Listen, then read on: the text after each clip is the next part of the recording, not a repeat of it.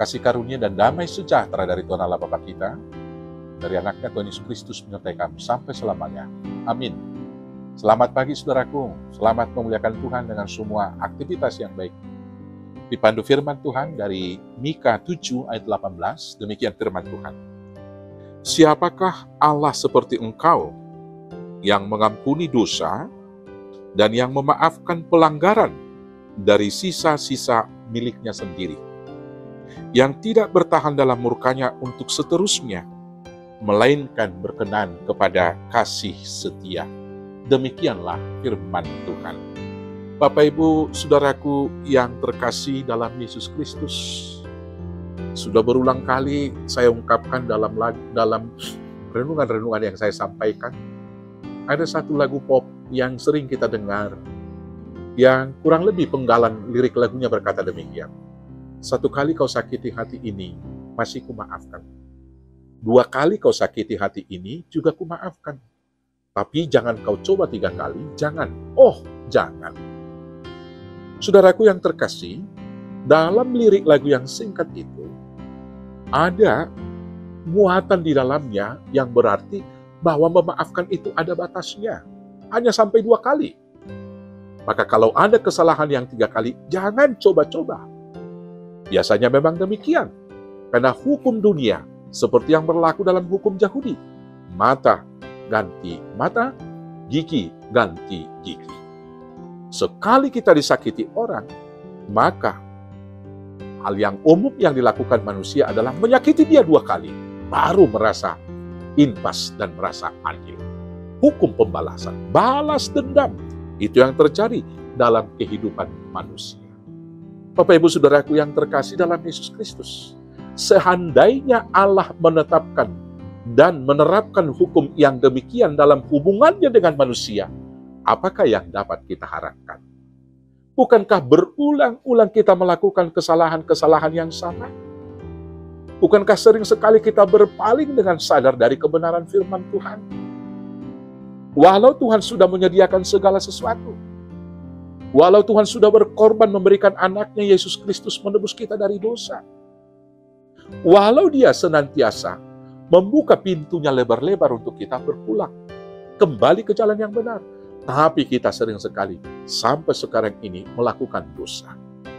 Kalau hukum mata ganti mata, gigi ganti gigi yang diterapkan Tuhan dalam hubungannya dengan manusia, tentu siapapun di antara kita tidak akan dapat bertahan hidup sampai sekarang ini. Puji Tuhan, Allah yang kita sembah adalah Allah yang senantiasa mau mengampuni dosa-dosa kita.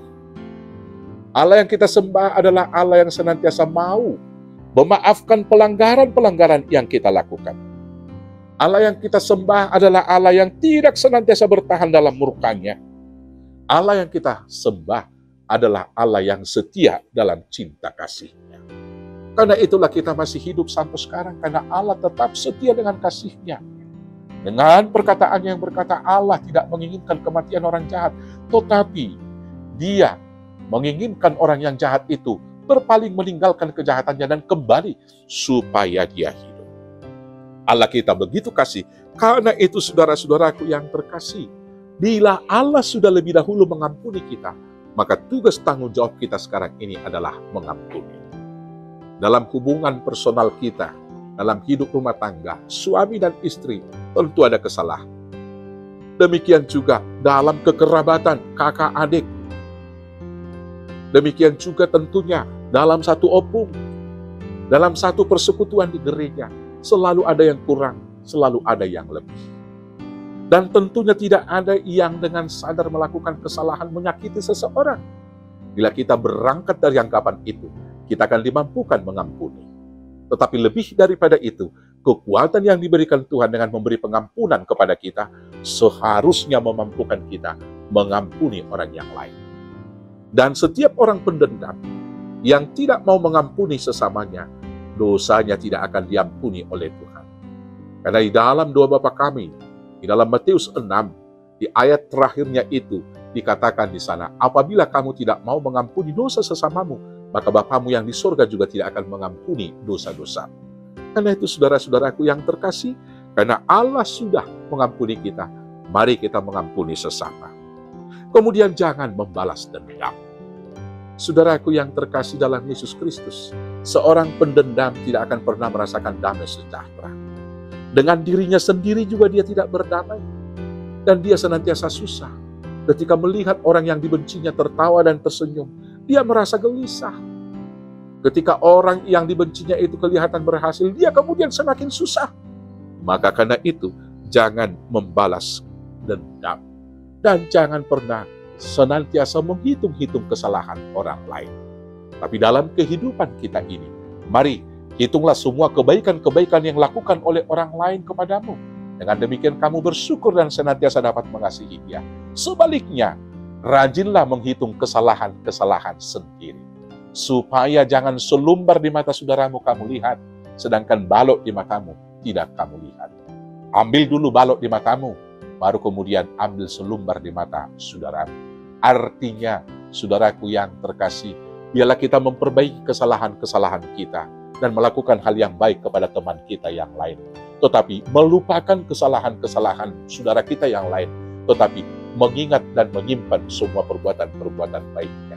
Dengan demikian, kita dapat hidup rukun, damai sejahtera, diikat tali kasih suci Kristus Yesus. Tuhan Yesus memberkati. Amin. Kita bersatu dalam Tuhan. Terima kasih Bapa. Biarlah kami dimampukan mengampuni sesama dengan pengampunan yang dari Tuhan. Dan kiranya kuatkan kami mengasihi sesama kami dengan kasih Kristus.